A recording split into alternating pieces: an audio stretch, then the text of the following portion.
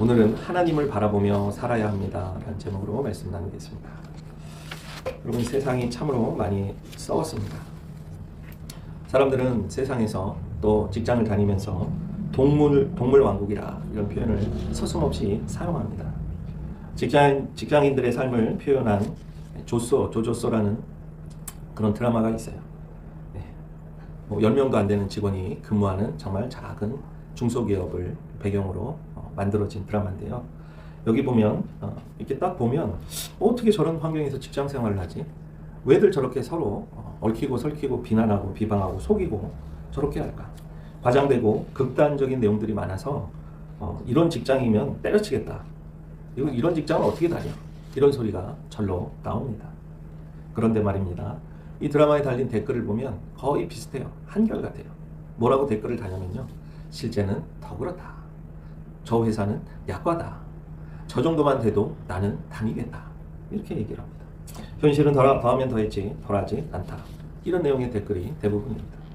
물론 그렇지 않은 직장들도 분명히 존재합니다. 좋은 회사도 분명히 있을 겁니다. 그러나 많은 경우 대부분은 그렇지 않다는 것입니다. 그래서 사람들은 체념하면서 이렇게 말해요. 남의 돈 먹기가 그렇게 쉬운 줄 알아? 더럽고 치사하고 아니고 와도 그냥 고개 숙이고 사는 거지. 이렇게 이야기를 합니다. 초등학교 때부터 우리는 공중도덕과 예절을 배웁니다. 아니, 유치원 때부터 배웠을 것입니다. 그런데 동물의 왕국 같은 직장에서는, 사회에서는 사회적 지위가 높은 자가 갑이고 돈 많은 자가 갑이 됩니다. 여러분, 근데 그렇다고 해서 을이 가만히 있습니까?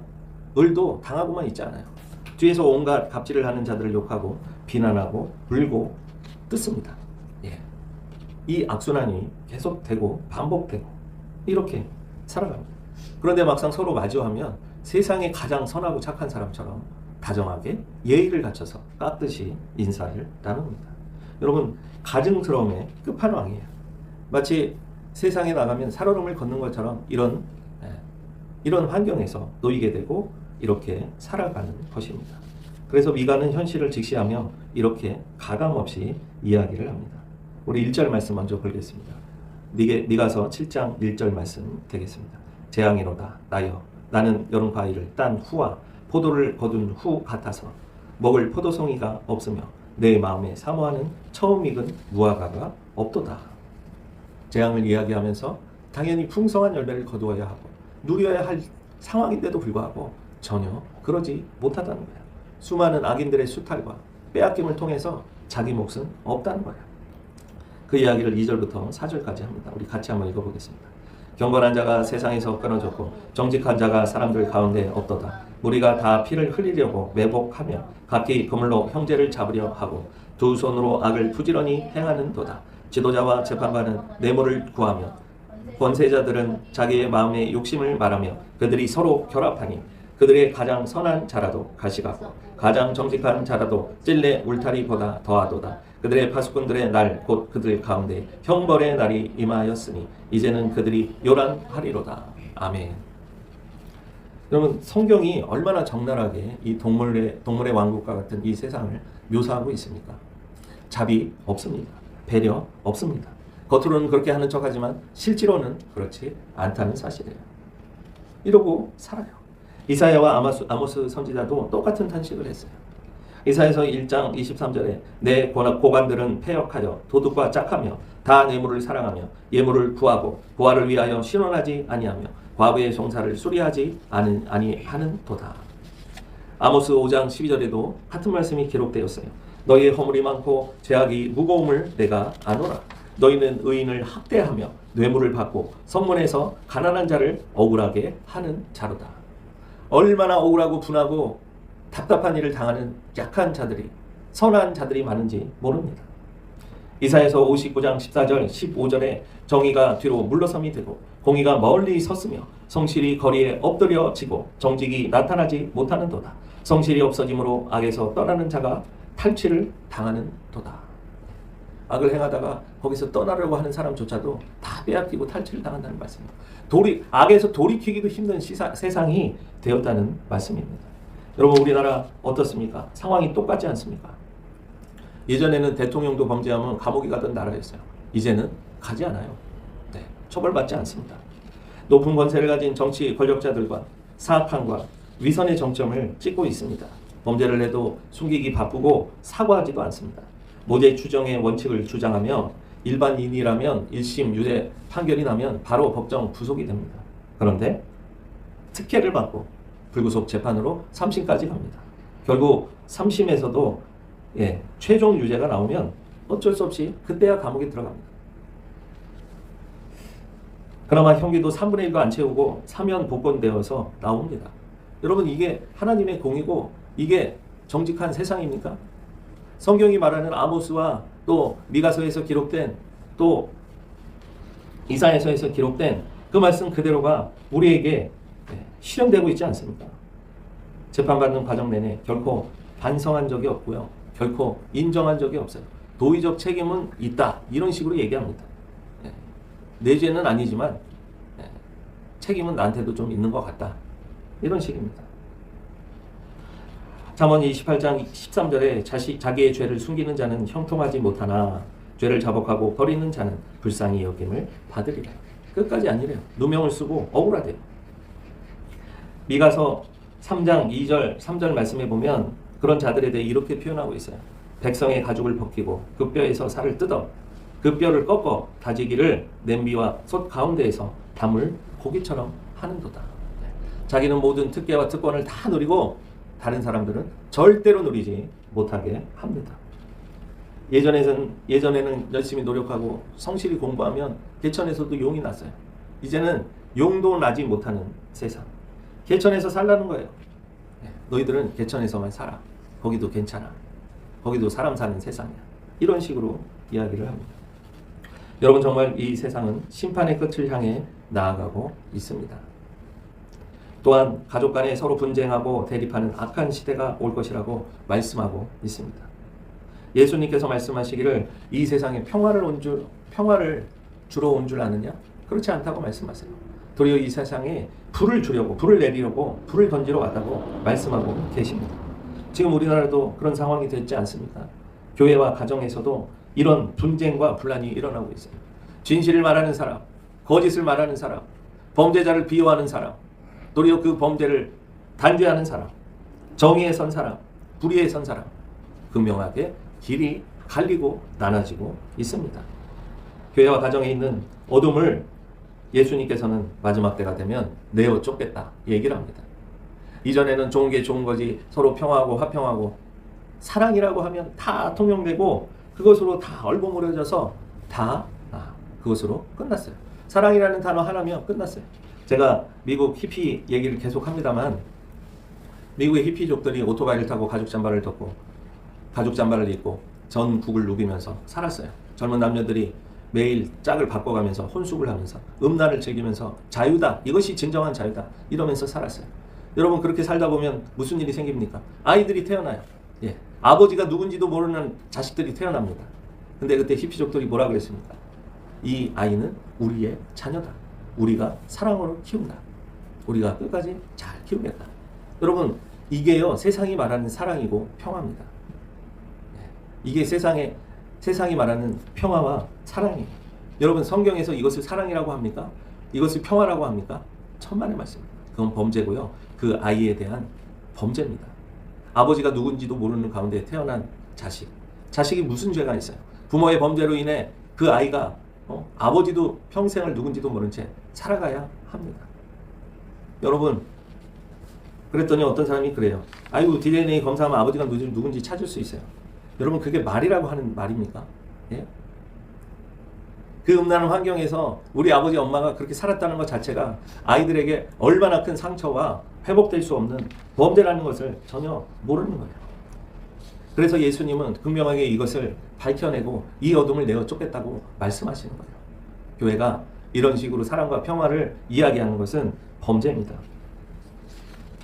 예레미야 6장 13절부터 15절 말씀에는 지도층부터 종교인까지 모두가 탐욕에 젖어 있으면서도 회개 대신 거짓된 위로를 전하는 모습, 소위 히피들이 말하는 사랑과 평화를 똑같이 주장하고 있어요. 예레미야 6장 13절 15절 말씀입니다. 그들이 가장 작은 자로부터 큰 자까지 다 탐욕을 부리며 선지자로부터 제사장까지 다 거짓을 행함이라. 그들이 내 백성의 상처를 가볍게 여기면서 말하기를 평안하다 평안하다 하나 평강이 없도다. 그들이 가증한 일을 행할 때에 부끄러워하였느냐? 아니라 조금도 부끄러워하지 않을 뿐 아니라 얼굴도 붉어지지 아니하였느니라. 평안하대요. 이게 평화래요. 백성들의 죄악은 강구한 채 이야기하는 거예요. 평화하다, 평안하다, 좋다, 문제없다, 이런 식으로 이야기합니다. 예레미야 8장 11절 12절 말씀. 결국 이렇게 행하는 자들, 위기인지도 범죄인지도 모른 채 이것을 사랑이라고 평화라고 주장하는 자들, 그들에게 임할 심판을 경고합니다. 예레미야 8장 11절 12절 말씀입니다. 그들이 딸 내 백성의 상처를 가볍게 여기며 말하기를 평강하다 평강하다 하나 평강이 없도다. 그들이 가증한 일을 행할 때 부끄러워하였느냐? 아니라 조금도 부끄러워하지 아니하고 얼굴도 붉어지지 아니하였느니라. 예수님도 마지막 때에 이렇게 분쟁이 일어날 거라고 말씀하고 있어요. 누가복음 12장 53절에 아버지가 아들과 아들이 아버지와 어머니가 딸과 딸이 어머니와 시어머니가 며느리와 며느리가 시어머니와 분쟁하리라 하시니라. 예수님은 분명하게 예언하셨어요. 여러분, 그때와 지금이 많이 다른가요? 전혀 그렇지 않아요. 겉으로는 위선의 탈을 쓰고 웃습니다. 양의 탈을 쓰고 착한 척합니다. 속으로는 멸시와 천대 업신여김 교만이 가득합니다. 돈으로 사람을 판단하고 학벌로 사람을 판단하고 지위로 사람을 판단하고 속으로 짓밟습니다. 그리고 기회가 되면 실질적으로 힘으로도 짓밟습니다. 물론 겉으로는 표현을 안 합니다. 아닌 척합니다. 가식과 위선의 끝판왕이라고 할 수 있습니다. 여러분, 이 시대가 더 끔찍한 시대가 된 거예요. 겉보기엔 완벽하고 선하고 평화를 이루며 사는 것 같은데 실제로는 전혀 그렇지 않다는 사실이에요.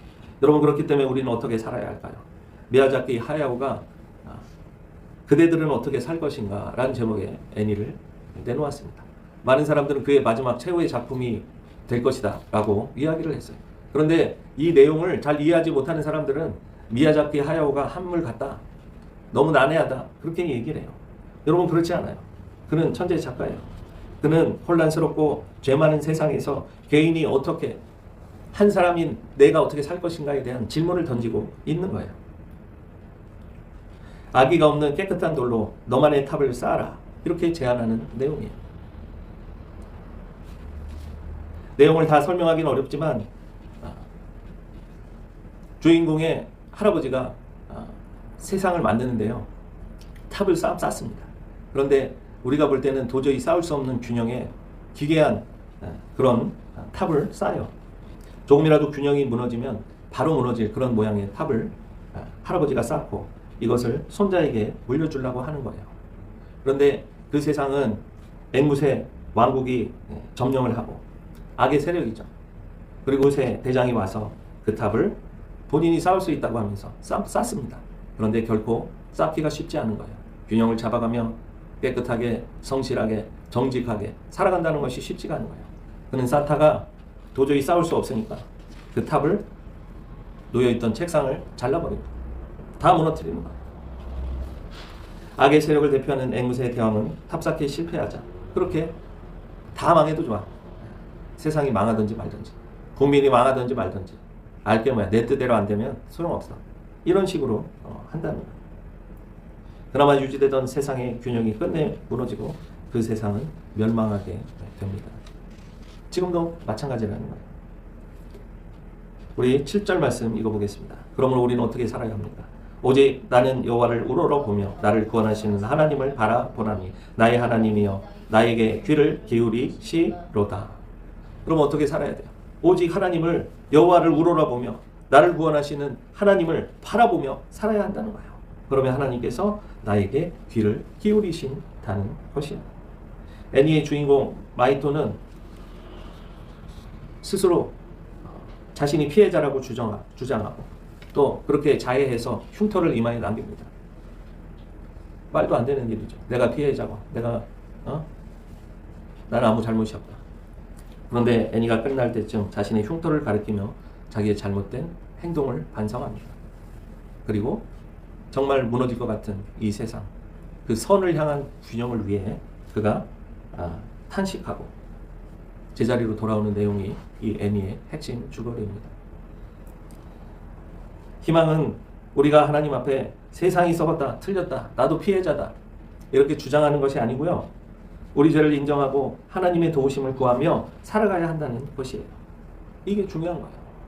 세상이 다 썩었으니까 나도 피해자야, 나도 당했어, 나도 갑질하는 자들에게 당했어, 나는 힘이 없고 아무것도 없으니까 나는 피해자야, 이런 자세로 살아가라는 것이 아닙니다. 시편 121편 1절 2절에 내가 산을 향하여 눈을 들리라. 나의 도움이 어디서 올까? 나의 도움은 천지를 지으신 여호와에게서로다. 여러분, 이 스케일이 다르잖아요. 믿음의 스케일이 다르잖아요. 세상에 기대하지 않고 세상에 소망을 두는 것이 아니라 하나님께 도움을 구하는 거예요. 천지를 지으신 하나님께 우리의 모든 것을 내려놓고 주님을 향하는 거예요. 여호와를 우러러 보는 것이 우리의 답이라는 것입니다. 히브리서 13장 6절에 그러므로 우리가 담대히 말하되 주는 나를 돕는 이시니 내가 무서워하지 아니하겠노라. 사람이 내게 어찌하리요 하노라. 누가 돕는다고요? 하나님이 우리를 도우세요. 세상은 우리를 어찌할 수 없다는 사실이에요. 든든한 백이 정치 권력자가 아니에요. 여러분, 대통령이 아니고요, 국회의장도 아니고요, 국회의원도 아니에요, 검찰총장도 아니에요. 우리의 백은 하나님이시라는 사실이에요. 그들이 아무리 악을 저지르고 범죄할지라도 우리는 하나님만 믿고 의지하고 사는 거예요. 마치 앵무새 군단과 대장이 그 세계를 장악하고 지배하려고 하는 그 사실 가운데서도 결코 무너지지 않는 거예요. 시편 37편 39절 40절에 이렇게 그래서 기록되어 있습니다. 의인들의 구원은 여호와로부터 오나니 그는 환난 때에 그들의 요새이시로다. 여호와께서 그들을 도와 건지시되 악인들에게서 건져 구원하심은 그를 신뢰한 까닭이라. 여러분, 악인들은 멸망할 거예요. 하나님께서 의인들은 구원해 주실 거예요. 그들이 누굽니까? 우리가 우리의 죄를 인정하고 하나님 앞에 겸손하게 나가는 사람들이에요. 이 사람들을 하나님은 결코 버리지 않고 도리어 도우시고 건져 주실 것입니다. 말씀을 맺습니다. 여러분, 세상은 결국 심판으로 멸망하고 말 것이에요. 그러나 우리는 하나님의 신실하심을 믿고 균형 잡기 어려운 진실과 생존이라는 탑을 쌓으며 하나님의 말씀대로 하나님을 우러러보며 바라보며 살아가야 할 것입니다. 기도하겠습니다.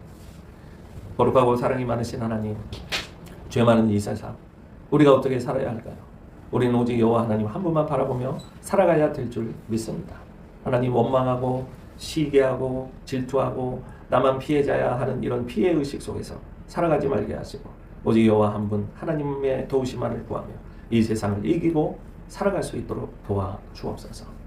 범죄하는 자가 아니라 주님 앞에 회개하고 또 하나님의 공의를 이 땅에 실현시키기 위해 애쓰는 그런 균형 잡힌 자가 될 수 있게 축복하옵소서. 감사와 찬송과 영광을 올려드리며 우리 주 예수 그리스도의 이름으로 기도했습니다. 아멘. 이제는 우리 주 예수 그리스도의 은혜와 하나님 아버지의 무한하신 사랑하심과 성령님의 감동 감화 축복하시는 은혜가 오늘도 주의 말씀대로 이 험한 세상, 죄 많은 세상에서 오직 여호와 하나님만을 우러러보며 바라보며 살기로 결단하고 결심한 귀한 우리 생교회 성도님들 머리 위에, 가정의 일터 위에, 사랑하는 자녀들 위에, 또 함께하는 모든 영혼들 머리 위에 이제로부터 영원토록 함께하옵시길 간절히 축원하옵나이다. 아멘.